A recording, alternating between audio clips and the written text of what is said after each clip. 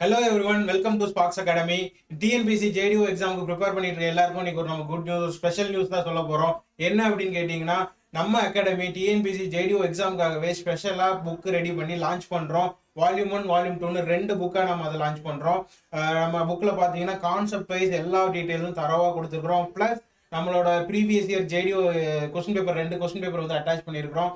Plus நம்ம புக்கை வாங்குறவங்களுக்கு நம்ம அகாடமியோட டெஸ்ட் சீரீஸை வந்து ஃப்ரீயாக கொடுக்குறோம். ஓகேவா? ஸோ ஆல்ரெடி நம்ம அகாடமியோட டெஸ்ட் சீரீஸ் வாங்கினவங்களுக்கு நம்ம அகாடமியோட புக்குக்கு ப்ரைஸில் வந்து டிஸ்கவுண்ட் கண்டிப்பாக உண்டு. ஸோ அவங்க எல்லாரும் நம்ம அகாடமியை கான்டாக்ட் பண்ணி டீட்டெயில்ஸை வாங்கிக்கலாம். புக்கை வேணுன்றவங்க உடனே ரிஜிஸ்டர் பண்ணி உங்கள் புக்கை வாங்குங்க, நல்லா ப்ரிப்பேர் பண்ணுங்க. கண்டிப்பாக நம்மளால ஜேடிஓ எக்ஸாமை கிளியர் பண்ண முடியும்.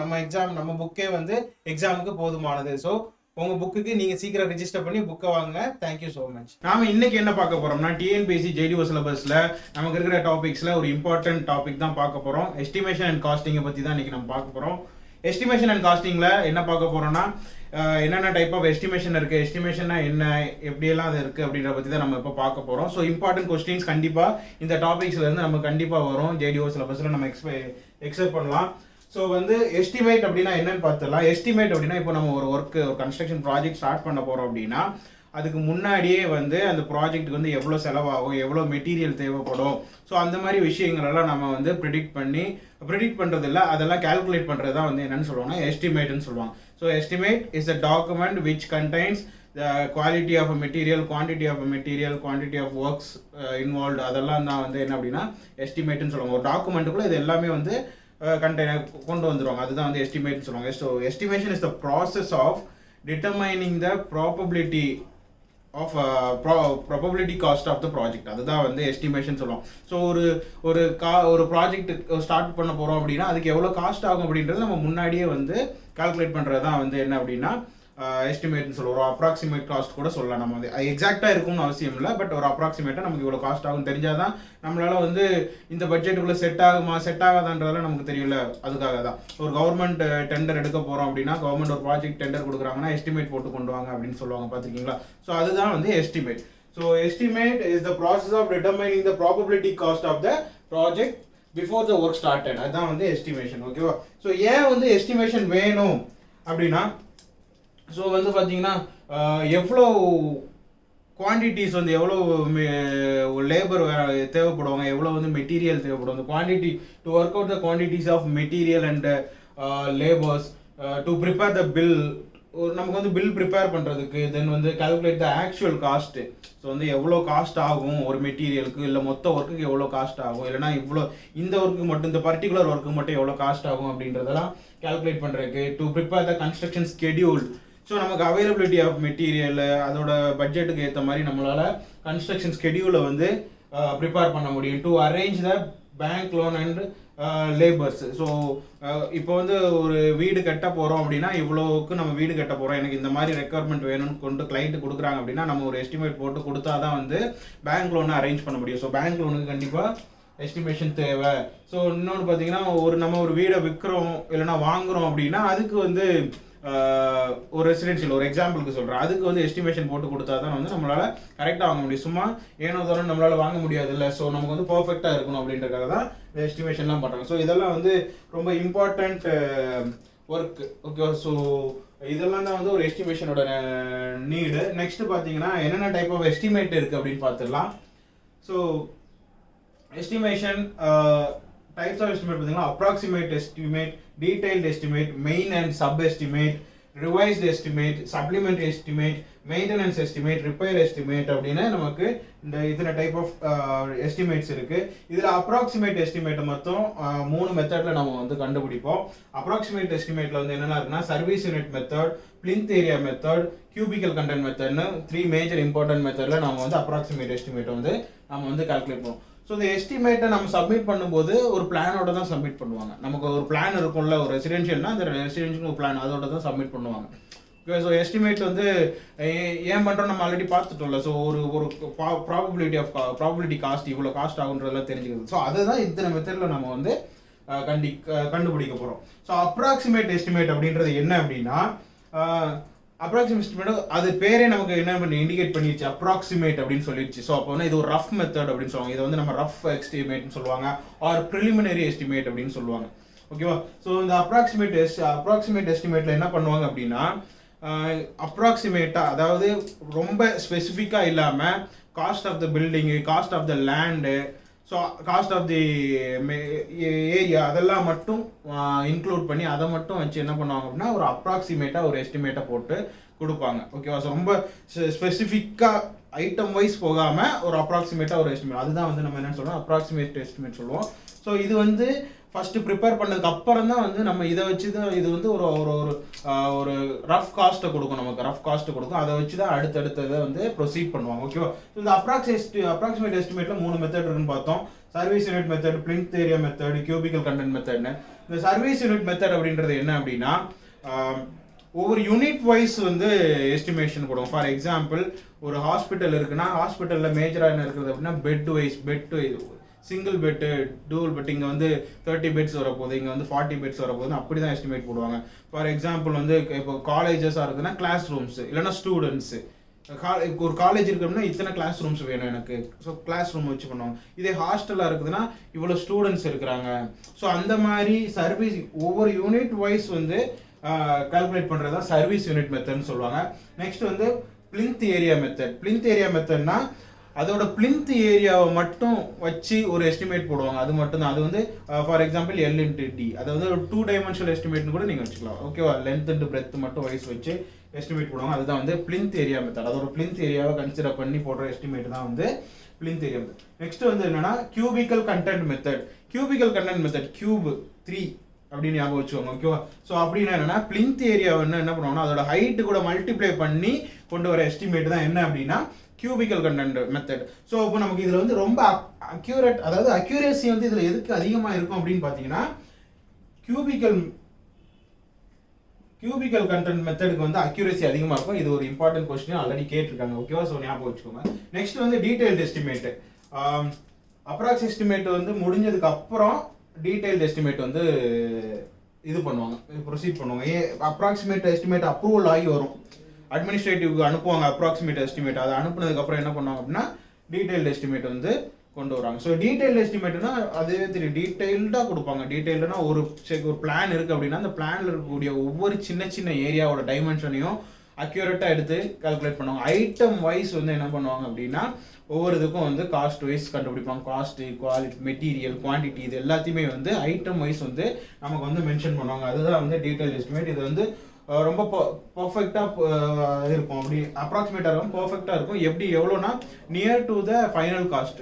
டீடைல்டு எஸ்டிமேட்டில் நம்ம கண்டுபிடிக்கிற காஸ்ட் வந்து மோஸ்ட்லி 90% வந்து நம்மளோட ஃபைனல் காஸ்ட்டுக்கு மேட்ச் பண்ணுற மாதிரி இருக்கும். ஓகேவா. ஸோ அதுதான் வந்து detail estimate. Next main and sub estimate. Main எஸ்டிமேட்னா டீடைல் எஸ்டிமேட். இது வந்து டீடைல் எஸ்டிமேட் முடிஞ்சதுக்கு அப்புறம் ஒர்க்கை ஸ்டார்ட் பண்ண போகிறோம், எக்ஸிக்யூட் பண்ணுறதுக்கு முன்னாடி பண்ணுற எஸ்டிமேட் தான் வந்து மெயின் எஸ்டிமேட் அப்படின்னு சொல்லுவாங்க. ஓகேவா. ஸோ சப் எஸ்டிமேட் அப்படின்னா ஒரு ஒரு ஒரு ஒர்க் இருக்குது அப்படின்னா அந்த ஒர்க்கில் நிறைய சப்டிவிஷன்ஸ் இருக்கும். ஃபார் எக்ஸாம்பிள் வந்து நம்ம ஒரு காலேஜ் பில்டிங் இருக்குன்னு வச்சுக்கோங்களேன். காலேஜ் தான் நம்ம கன்ஸ்ட்ரக்ட் பண்ண போகிறோம்னா காலேஜ் மெயின் பிளாக் தனியாக இருக்கும், ஹாஸ்டல் தனியாக இருக்கும், ஆடிட்டோரியம் தனியாக இருக்கும். ஸோ அந்த மாதிரி ஒவ்வொரு பில்டிங்கும் அதெல்லாம் தனித்தனியாக, அதுக்கெல்லாம் தனித்தனியாக எஸ்டிமேட் போடுவாங்க. அதுதான் வந்து என்னென்னா சப் எஸ்டிமேட் அப்படின்னு சொல்லுவாங்க.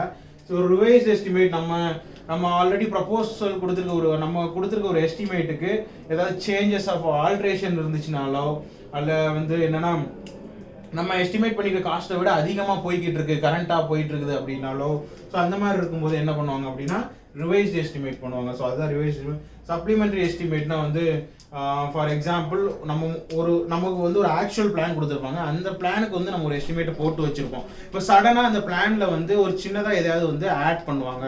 ஃபார் எக்ஸாம்பிள் வந்து எனக்கு வந்து ஒரு சிங்கிள் ஃப்ளோர் பில்டிங் மட்டும்தான் நம்ம எஸ்டிமேட் போட்டிருப்போம். சடனாக வந்து கிளைண்ட் வந்து எனக்கு வந்து மேலே ஒரு ரூம் எடுத்து கொடுங்க அப்படின்னா அதுக்கு தனியாக ஒரு எஸ்டிமேட் போடுவாங்க. அதுதான் வந்து சப்ளிமெண்ட்ரி எஸ்டிமேட்னு சொல்லுவாங்க. Next maintenance estimate. For example ஒரு ரோட் ஸ்ட்ரக்சரோ ஒரு பில்டிங்கோ நமக்கு வந்து லைஃப் லாங் அதோட சர்வீஸ் டைம் வரைக்கும் என்ன பண்ணணும், மெயின்டெனன்ஸ் கண்டிப்பாக பண்ணணும். ஸோ அந்த மெயின்டெனன்ஸ்க்கு பண்ணக்கூடியது தான் வந்து என்ன அப்படின்னா மெயின்டெனன்ஸ் எஸ்டிமேட் சொல்லுவாங்க. அந்த மெயின்டெனன்ஸ் எஸ்டிமேட் வந்து எவ்வளோ இருக்கணும் அப்படின்னா அதுக்கான காஸ்ட் வந்து 1.5%லேருந்து 2% விட எக்ஸீட் ஆகக்கூடாது. So it should be between 1.5 to 2%.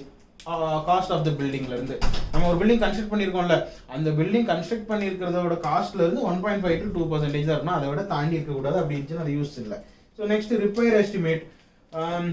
Maintenance எஸ்டிமேட்டில் வந்து சின்னதாக ஏதாவது ஒரு ஃபார் எக்ஸாம்பிள் ஒரு பிரிட்ஜ் இருக்குது, ஒரு ரோடு இருக்குது அப்படின்னா சின்ன அங்கங்கே சேஞ்சஸ் இருக்குது அப்படின்னா, அப்போ பேச்சஸ் இருக்குது, குண்டும் குழியுமா இருக்குன்னா அது வந்து நம்ம மெயின்டெனன்ஸ்குள்ளே கொண்டு வந்துடலாம். ஃபார் எக்ஸாம்பிள் ஒரு கிலோமீட்டருக்கு அந்த ரோடு வந்து ஒரு ரொம்ப மோசமாக இருக்குது, மொத்தமாகவே நம்ம வந்து மாற்றணும். ஆர் வந்து நம்ம ஒரு டைல்ஸ் வந்து ஒரு ஃப்ளோரில் வந்து ரொம்ப டேமேஜ் ஆகும், ஃபுல் டைல்ஸையும் மாற்றணும் அப்படின்னா அதெல்லாம் நம்ம வந்து ரிப்பேர் எஸ்டிமேட்டுக்குள்ள கொண்டு வரோம். அதாவது எதெல்லாம் மெயின்டெனன்ஸ் எஸ்டிமேட் ஆனுவல் மெயின்டெனன்ஸ் காஸ்ட்டுக்குள்ளே கொண்டு வர முடியாதோ அதெல்லாம் நம்ம ரிப்பேர் எஸ்டிமேட் கொண்டு வரோம். ஓகேவா? ஸோ இதுக்கு மேலே இன்னொன்று இருக்குது கம்ப்ளீட் எஸ்டிமேட்னு, அது வந்து எல்லாமே சேர்ந்தது தான் கம்ப்ளீட் எஸ்டிமேட். ஓகேவா? ஃபார் எக்ஸாம்பிள் குவான்டிட்டி வைஸ் மெட்டீரியலோட லேபரோட காஸ்ட்டு, ஸோ எல்லாமே டீட்டெயில்டாக இருக்கும், அது வந்து complete estimate. So some technical terms தெரிஞ்சுக்கலாம். Carpet area, plinth area, floor area, circulation area அப்படின்றது. கார்பெட் ஏரியா அப்படின்றது என்ன அப்படின்னா, ஃபார் எக்ஸாம்பிள் ஒரு வீடு இருக்குது அப்படின்னா அதில் வந்து சிம்பிளாக சொல்லணும்னா நம்ம கார்பெட் எங்கெல்லாம் போட முடியுமோ அதெல்லாம் carpet area. For example carpet ஏரியான்றது ஃப்ளோர் ஏரியாவிலேருந்து அதோட wall thickness, non usable area, circulation area, இது எல்லாத்தையும் மைனஸ் பண்ணிவிட்டு அதுதான் நமக்கு carpet area. For example non usable ஏரியானா டாய்லெட்டு, வாஷ் பேசினு, பாத்ரூம் அதெல்லாம் வந்து நான் யூசபிள் ஏரியான்னு கன்சிடர் பண்ணுறாங்க. ஸோ அப்போ வந்து நம்ம ஒரு லிவிங் ரூம்னா அதோட வால் திக்னஸ் மைனஸ், ஒரு பெட்ரூம் இருக்குது அப்படின்னா அதோட கார்பெட் ஏரியா அப்படி எது அப்படின்னு கேட்டிங்கன்னா அதோட வால் திக்னஸ் மைனஸ் பண்ணிட்டு அதுதான் கார்பெட் ஏரியா. ஓகேவா? சர்க்குலேஷன் ஏரியா அப்படின்றது ஒரு ரூம்லேருந்து இன்னொரு ரூம் போகிறதுக்கான பாதையாக கூட வச்சுக்கலாம். இந்த வராண்டா இந்த மாதிரி இதெல்லாம் வந்து நம்ம சர்க்குலேஷன் ஏரியா நம்ம சொல்லிக்கலாம். ஸோ நெக்ஸ்ட் வந்து பிளிந்த் ஏரியா. பிளிந்த் ஏரியானா ஃப்ளோர் லெவலில் இருக்குல்ல, இப்போ கிரவுண்ட் ஃப்ளோர் இந்த ஏரியாவில் மட்டும்தான் நம்ம பில்டிங் வரப்போகுது அப்படின்ற ஒரு இது இருக்கும்ல, அதுதான் வந்து பிளிந்த் ஏரியான்னு சொல்லுவாங்க. ஓகேவா? ஸோ நம்ம பிளான்ல இருக்கக்கூடிய அந்த நம்ம பில்டிங் வரக்கூடிய அந்த மொத்த ஏரியா வந்து என்னன்னா பிளிந்த் ஏரியா அப்படின்னு சொல்லுவாங்க. ஃப்ளோர் ஏரியா அப்படின்றது இப்போ பிளிந்த் ஏரியா வந்து கிரவுண்ட் ஃப்ளோர் லெவல், ஒரே ஒரு ஃப்ளோர் லெவல் மட்டும் தான் நம்ம கன்சிடர் பண்ணுவோம். இப்போ ஃப்ளோர் ஏரியான்றது இப்போ ஃபார் எக்ஸாம்பிள் நீங்கள் வந்து 2000 ஸ்கொயர் ஃபீட்டுக்கு ஒரு வீடு கட்டுறீங்க, உங்களோட பிளான் ஏரியா பிளிந்த் ஏரியா வந்து 2000 ஸ்கொயர் ஃபீட் இருக்குது, அதாவது கிரவுண்ட் ஃப்ளோரில் மட்டும் 2 ஃப்ளோராக கட்டுறீங்கன்னா 2000 + 2000 4000 ஸ்கொயர் ஃபீட் இருக்கும். அப்போ அதுதான் வந்து ஃப்ளோர் ஏரியா. ஓகேவா? ஸோ அதுதான் ஃப்ளோர் ஏரியா. இன்னொன்று சொல்லுவாங்க பிளாட் ஏரியான்னு ஒன்று சொல்லுவாங்க. பிளாட் ஏரியானா பிளாட்டுன்னு சொல்லுவோம், நம்ம ரியல் எஸ்டேட்லாம் அதிகமாக யூஸ் பண்ணுவாங்க. பிளாட்னா நம்ம ஒரு பில்டிங் நம்ம ஒரு ஏரியா வாங்குறோம்ல, ஒரு 5 கிரவுண்ட்ஸு, 1 கிரவுண்டு, 4 சென்ட்ஸ்னு வாங்குவோம், அது பிளாட் ஏரியா. அந்த 4 சென்ட்ஸுக்குள்ளே நம்ம பில்டிங் எந்த ஏரியாவில் வரப்போகுது அதுன்றது தான் பிளிந்த் ஏரியா. ஓகேவா? ஸோ அந்த பிளிந்த் ஏரியாக்குள்ளே இருக்கிறது தான் கார்பெட் ஏரியா. ஸோ இதுதான் வந்து standard some technical terms important. So next வந்து என்னன்னா எஸ்டிமேஷனில் வந்து நம்ம வந்து ஒவ்வொரு ஒர்க்கையும் வந்து எந்த யூனிட்ல மெஷர் பண்ணுவோம், மெஷர்மெண்ட் எந்த யூனிட்ல டினோட் பண்ணுவோம், எந்த யூனிட்ல மெஷர் பண்ணுவோம் அப்படின்றது சம் இம்பார்ட்டன்ட் டேர்ம்ஸ்க்கான யூனிட்ஸ். அதாவது இதெல்லாம் வந்து கொஸ்டின்ல அடிக்கடி கேட்கக்கூடிய விஷயங்கள், அதை மட்டும் நம்ம இங்கே மென்ஷன் பண்ணிடுறேன், சொல்லிடுறேன். இது வந்து ஒர்க்குக்கானது. ஓகே, இது ஒர்க்குக்கு. ஸோ எர்த் ஒர்க் எக்ஸ்கவேஷன் வந்து எப்படி கால்குலேட் பண்ணுவாங்கன்னா மீட்டர் கியூப்ல தான், கியூபிக் மீட்டர்ல தான் வந்து மெஷர் பண்ணுவாங்க. கான்கிரீட்டையும் கியூபிக் மீட்டர்ல தான் மெஷர் பண்ணுவாங்க. பிரிக் ஒர்க் நல்லா நோட் பண்ணிக்கோங்க, பிரிக் ஒர்க்கை கியூபிக் மீட்டர்ல மெஷர் பண்ணுவாங்க. வாட்டர் க்ளோசெட்ஸ், வாட்டர் பைப்ஸ் இதெல்லாம் வந்து என்ன பண்ணுவாங்கன்னா நம்பர் ஆஃப் குவான்டிட்டிஸ்ல தான் வந்து கால்குலேட் பண்ணுவாங்க, நம்பர்ல தான் கால்குலேட் பண்ணுவாங்க. எலக்ட்ரிக்கல் ஃபிட்டிங்ஸ் அதெல்லாம் என்ன பாயிண்ட்ஸ்ல கால்குலேட் பண்ணுவாங்க. ஓகேவா? எலக்ட்ரிக்கல் ஃபிட்டிங்ஸ், எலக்ட்ரிக்கல் ரிலேட்டட் அந்த இதெல்லாம் வந்து என்னன்னா பாயிண்ட்ஸ்ல கால்குலேட் பண்ணுவாங்க. பெயிண்டிங், ஒயிட் வாஷிங் அதெல்லாம் வந்து இதில் கால்குலேட் பண்ணுவாங்கன்னா மீட்டர் ஸ்கொயரில் கால்குலேட் பண்ணுவாங்க. ஓகேவா? ஏன் அப்படின்னா 2 டைமென்ஷனில் தான் வரப்போகுது, நமக்கு வாலில் தான் பெயிண்ட் பண்ண போகிறோம். ஓகேவா? ஸோ இது எல்லாமே வந்து மீட்டர் கியூபு, இது வந்து மீட்டர் ஸ்கொயர். ஓகேவா? ஸோ நெக்ஸ்ட் இது வாட்டர் க்ளோசெட்டு இதெல்லாம் ஞாபகம் வச்சுக்கோங்க. நம்பரு, எலக்ட்ரிக்கல் ஃபிட்டிங் வந்து பாயிண்ட்ஸில் இருக்கும், ஏன்னா அது ரெண்டு தான் கொஞ்சம் டிஃப்ரெண்ட்டாக இருக்கும். ஸோ ஞாபகம் வச்சுக்கோங்க, கொஸ்டின்ஸ் கேட்கறது சான்சஸ் இருக்குது. நெக்ஸ்ட் மெட்டீரியல், யூஸ் பண்ணக்கூடிய மெட்டீரியலை எப்படி கவுண்ட் பண்ணுவாங்க, இப்போ எவ்வளோ மெட்டீரியல் வேணும், ரெக்யர்மெண்ட் எப்படி கொடுப்பாங்க, இல்லைனா எப்படி எஸ்டிமேட் பண்ணுவாங்கன்னா பிரிக்கா இருந்துச்சுன்னா இங்க பாருங்க, பிரிக் ஒர்க் மீட்டர் கியூப், அது ஒர்க், அது கன்ஸ்ட்ரக்ஷன். இது வந்து மெட்டீரியலா பார்க்கும்போது பிரிக்ஸ் எல்லாம் வந்து என்ன பண்ணுவாங்கன்னா 1000 நம்பர்ஸ்ல கால்குலேட் பண்ணுவாங்க. சிமெண்டா இருந்தா டன், 1 டன் 2 டன் அப்படின்னு தான் கால்குலேட் பண்ணுவாங்க. ஸ்டீலையும் டன்னு தான், ரெயின்ஃபோர்ஸ்மெண்ட் ஸ்டீல். பைப்ஸை பார்த்தீங்கன்னா மீட்டர் கணக்கில் 10 மீட்டர் பைப்பு, 20 மீட்டர் பைப் கொடுவாங்க, அப்படி தான் எஸ்டிமேட் பண்ணுவாங்க. டைல்ஸ் பார்த்தீங்கன்னா டைல்ஸும் பிரிக்ஸ் மாதிரியே தான் 1000 நம்பர்ஸ். ஆக்சுவலாக ஃபிளாட் டைல்ஸ் இருக்குல்ல, நம்ம வீட்டுக்கு யூஸ் பண்ணக்கூடிய சின்ன ஃபிளாட் டைல்ஸ் இருக்குல்ல, அதெல்லாம் வந்து 1000 நம்பர்ஸ்லையும், மொசைக் டைல்ஸ்னு ஒன்று சொல்லுவாங்க, அதை வந்து 100 நம்பர்ஸ்லையும் வந்து என்ன பண்ணுவாங்க அப்படின்னா கால்குலேட் பண்ணுவாங்க. ஸோ இதெல்லாம் தான் வந்து ரொம்ப இம்பார்ட்டண்ட்டான விஷயங்கள் எஸ்டிமேஷனை பொறுத்த வரைக்கும். ஸோ நெக்ஸ்ட் வந்து நம்ம வந்து ப்ரீவியஸ் இயர் கொஸ்டின் ஜேடிஓவில் கேட்ட கொஸ்டினை நாம டிஸ்கஸ் பண்ணலாம். ஸோ இப்போ நம்ம என்ன பார்க்கலாம் அப்படின்னா ப்ரீவியஸ் இயர் 2019 ஜேடிஓவில் கேட்ட கொஸ்டின்ஸை பற்றி பார்க்கலாம் இந்த டாபிக்ல இருந்து. ஸோ ஃபர்ஸ்ட் கொஸ்டின் பார்த்தீங்கன்னா the net area of the living rooms excluding the kitchen pantry etcetera. So அதெல்லாம் வந்து என்னன்னு கேட்டிருக்காங்கன்னா நான் லிவபிள் ஏரியாவா, கார்பெட் ஏரியாவா, பிளிந்த் ஏரியாவா, டோட்டல் ஏரியாவான்னு கேட்டிருக்காங்க.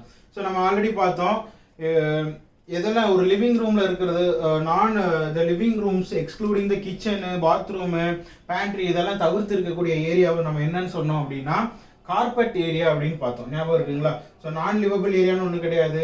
டோட்டல் ஏரியானா total area of the building. Plinth ஏரியானா நம்ம பில்டிங் வந்து எந்த ஏரியாவில் வரப்போகுது அப்படின்றதான் வந்து பிளிந்த் ஏரியான்னு பார்த்தோம். ஸோ வந்து இதுக்கான கரெக்ட் ஆப்ஷன் வந்து என்னன்னு பார்த்தீங்கன்னா கார்பெட் ஏரியா தான் கரெக்டான ஆன்சர். ஸோ வந்து எதெல்லாம் நான் யூசபிள் ஏரியாவோ சர்க்குலேஷன் ஏரியாவோ அதெல்லாம் மைனஸ் பண்ணிட்டு பிளிந்த் ஏரியாவிலேருந்து மைனஸ் பண்ணோம்னா அதுதான் நமக்கு வந்து கார்பெட் ஏரியான்னு பார்த்தோம். So answer is carpet area. So second question the unit measurement of the electrical fitting is. நம்ம பார்த்தோம்ல ஒரு லிஸ்ட் ஆஃப் ஒர்க்கு பார்த்தோம், அதுக்கான மெஷர்மெண்ட் பார்த்தோம். ஸோ இதில் unit measurement of electrical fitting is என்னன்னு பார்த்தோம், பாயிண்ட்ஸ்னு பார்த்தோம். ஞாபகம் இருக்கா? வாஷ் பேசின், வாஷ் க்ளோசெட் அதெல்லாம் பார்த்தீங்கன்னா நம்பர்ஸ்லையும், எலக்ட்ரிக்கல் ஃபிட்டிங்ஸில் வந்து நம்ம என்ன இதில் பார்த்தோம் அப்படின்னா பாயிண்ட்ஸ் அப்படின்னு மெஷர் பண்ணுவாங்கன்னு பார்த்தோம். ஸோ கான்கிரீட்டாக இருந்தால் மீட்டர் கியூபு, பெயிண்டிங்காக இருந்தால் மீட்டர் ஸ்கொயரு அதெல்லாம் நம்ம பார்த்தோம். ஓகேவா? So next third question estimate is a revised. எஸ்டிமேட்னா என்னன்னு கேட்டுக்கிறாங்க. ஸோ ஒரு estimate is a revised. Rough எஸ்டிமேட்டா, டீடைல்டு எஸ்டிமேட்டா, ஃபைனல் எஸ்டிமேட்டா, அப்ராக்சிமேட் எஸ்டிமேட்டான்னு கேட்டுருக்காங்க. ரஃப் எஸ்டிமேட்டும் அப்ராக்ஸ் எஸ்டிமேட்டும் ஒன்று தான். ஃபைனல் எஸ்டிமேட்னு ஒன்று எதுவும் கிடையாது. So detailed estimate. So estimation is a revised detailed estimate. அதுதான் வந்து கரெக்டான ஆன்சர். ஸோ டீடைல்டு எஸ்டிமேட்டோட ரிவைஸ்டு எஸ்டிமேட் தான் வந்து அதை தான் நம்ம வந்து ஃபைனலாக எஸ்டிமேட் அப்படின்னு நம்ம சொல்கிறோம். ஓகேவா? So option 2 detail estimate is the correct answer. So fourth question பார்த்தீங்கன்னா the estimate which is prepared at the initial stage before the execution of a work is called அப்படின்னு கேட்டிருக்காங்க. என்னன்னு கேட்டிருக்காங்க, மேஜர் எஸ்டிமேட்டா, மெயின் எஸ்டிமேட்டா, டீடைல் எஸ்டிமேட்டா, அப்ராக்சிமேட் எஸ்டிமேட்டான்னு கேட்டிருக்காங்க. So major estimate நமக்கு எதுவும் நம்ம பார்க்கல. ஸோ மேஜர் எஸ்டிமேட் அப்பவே இதாகிடுச்சு. So main estimate, main and sub estimate பார்த்தோம். ஞாபகம் இருக்கா? மெயின் எஸ்டிமேட்னா ஒரு எக்ஸிக்யூட் பண்ணுறதுக்கு முன்னாடி அதோட இனிஷியல் ஸ்டேஜில் போடுறதா மெயின் எஸ்டிமேட் அப்படின்னு சொல்லுவோம். ஸோ அதுக்குள்ளே வந்து டீடைல் எஸ்டிமேட் இருக்கும், டிராயிங் இருக்கும், ஸ்பெசிஃபிகேஷன்ஸ் இருக்கும், அதெல்லாம் இருக்கும் நம்ம பார்த்தோம். சப் எஸ்டிமேட்னா அது ஒரு பில்டிங் இருந்துச்சுன்னா அதுக்குள்ளே இருக்கக்கூடிய தனித்தனி டிவிஷனுக்காக போடுறதுன்னு பார்த்தோம். ஸோ டீடைல் எஸ்டிமேட்டு அது நம்ம பார்த்துட்டோம் ஆல்ரெடி. அப்ராக்சிமேட்னா ஃபஸ்ட்டு போடக்கூடியது ரஃப். இதில் ஃபஸ்ட்டு வந்து அப்ராக்சிமேட் எஸ்டிமேட் வரும் ரஃப், அதுக்கப்புறம் டீடைல்டு, அதுக்கப்புறம் இனிஷியல் ஸ்டேஜில் போடக்கூடியது தான் என்ன ஃபைனல் எஸ்டிமேட் அப்படின்னு சொல்லுவாங்க. ஸோ அப்போது கரெக்டான ஆன்சர் என்ன அப்படின்னா main estimate is the correct answer. ஓகேவா? ஸோ இந்த மாதிரி கண்டிப்பாக நம்ம பார்த்த டாப்பிக்லேருந்து நிறைய கொஸ்டின்ஸ் வரதுக்கான சான்சஸ் இருக்குது. எஸ்டிமேட்டை கண்டிப்பாக படிங்க, விட்டுறாதீங்க. உங்களுக்கு வந்து 16 18 கொஸ்டின்ஸ் கண்டிப்பாக எஸ்டிமேஷன் அண்ட் காஸ்டிங் டாப்பிக்ல இருந்து கண்டிப்பாக கேட்பாங்க. ஸோ நெக்ஸ்ட் வந்து நம்ம ஒரு நல்ல டாப்பிக்கில் பார்ப்போம். ஸோ நம்ம அகாடமியோட சேனலை லைக் பண்ணுங்கள், சப்ஸ்கிரைப் பண்ணுங்கள், உங்களுக்கான நோட்டிஃபிகேஷன் வந்துக்கிட்டே இருக்கும். Thank you so much. நெக்ஸ்ட் டாப்பிக்கில் பார்க்கலாம்.